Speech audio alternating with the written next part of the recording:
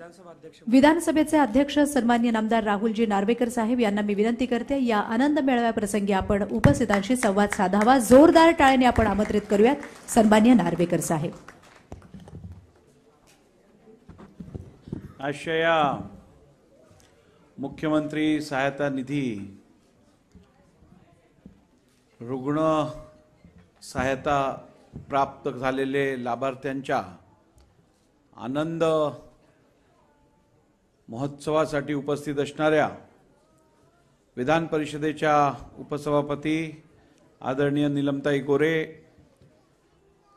विधिमंडळातील आमचे सहकारी माजी मंत्री श्री सदाभाऊ खोत, माजी आमदार श्री अडसूळजी, त्याचप्रमाणे विधान परिषदेतील सदस्य माझे मित्र सत्यजित तांबेजी आणि व्यासपीठावरील सर्वच मान्यवर ज्यांचं व्याख्यान आत्ताच आपण ऐकलं आणि ज्यांनी अत्यंत प्रभावशाली आनंद कशात मिळावा याचा आपल्या सर्वांना मंत्र दिलं, असे आमचे सर्वच मान्यवर, उपस्थित लाभार्थी आणि त्यांच्यासोबत आलेले त्यांचे पालक, सर्वप्रथम आपल्या सर्वांना या शासनाद्वारे मुख्यमंत्री सहायता कक्षाद्वारे प्राप्त झालेल्या उपलब्धीबद्दल मनापासून शुभेच्छा. आणि या कार्यक्रमातून प्रेरणा घेत समाजात काम करण्यासाठी तत्परतेने आम्ही सर्वजण पुढे जाणार असल्यामुळे या कार्यक्रमाचं आयोजन करणाऱ्या ह्या कक्षातील तमाम टीमचं मी मनापासून अभिनंदन करतो आणि त्यांना शुभेच्छा देतो. खऱ्या अर्थाने मुख्यमंत्री सहायता निधी ही अनेक वर्षांपासून उपलब्ध होती, परंतु त्याचं वाटप हे फार मर्यादित व्हायचं. आदरणीय मुख्यमंत्री एकनाथजी शिंदे यांनी कारभार सांभाळल्यापासून ज्या वेगाने हे कक्ष काम करत आहे हे बघितल्यानंतर खरोखरच अडचणीत असणारा गोरगरीब व्यक्ती हा उपचारापासून वंचित राहणार नाही याची खात्री आज महाराष्ट्राला पटली आहे. मी स्वतः लोकप्रतिनिधी म्हणून माझ्या मतदारसंघातले जेव्हा गोरगरीब रुग्ण मदतीसाठी माझ्याकडे येतात तेव्हा प्रत्येक व्यक्तीची वैयक्तिक एक मर्यादा असते मदत करण्याची, पण मुख्यमंत्री सहायता निधी सारखे जेव्हा प्लॅटफॉर्म उपलब्ध होतात तेव्हा खऱ्या अर्थाने मोठ्या प्रमाणात आपापल्या मतदारसंघातल्या अत्यंत गरजू अशा लोकांना मदत करायची संधी आम्हालाही प्राप्त होते.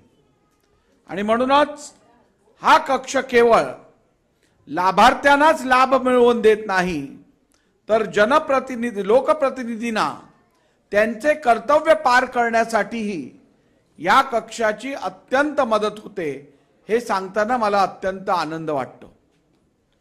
बांधवांनो, आज आपण जर आपला देश बघितलात तर सर्वात तरुण देश आपला मानला जातो. आपलं ॲव्हरेज एज पॉप्युलेशन 27 वर्ष आहे.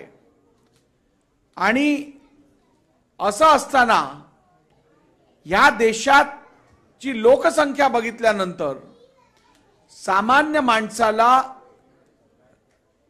रुग्णांसाठी सहायता प्राप्त करून देणं हे केवळ महत्त्वाचं नव्हे, तर हे अत्यंत आवश्यक आणि क्रमप्राप्त आहे.